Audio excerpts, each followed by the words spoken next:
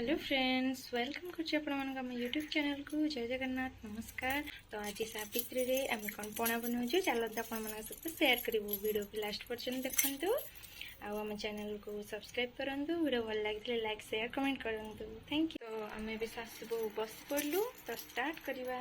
तो आम भी मंदिर रू आसी सारू तो भोग पाई नपा आउे भोग को आम सब एगुड़ाक पीस पीस कर सब काटी नहीं तो ये आमर 7-8 प्रकार फल रही।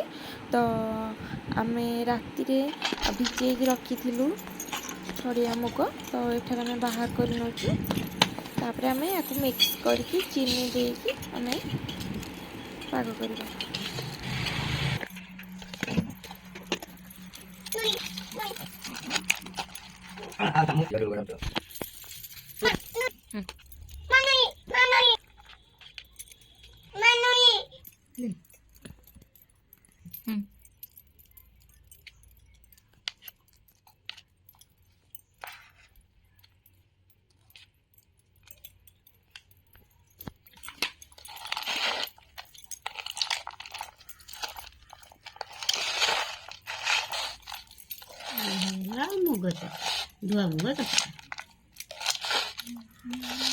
एबे हमर धुआ मुग चकटा रेडी हो गला। तो आम ए सागु पना स्टार्ट करवा केमती बनेबा।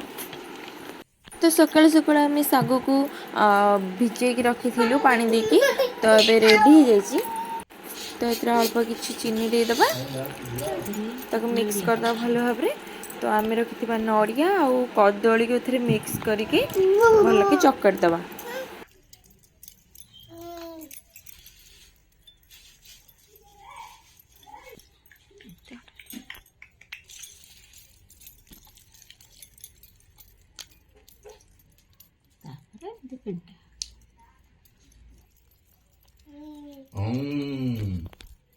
तो आमर भी सागु पना प्रस्तुत हो गला और ता सहित धुआ मुग चकटा भी रेडी। चलते खाइबा। कागज कागज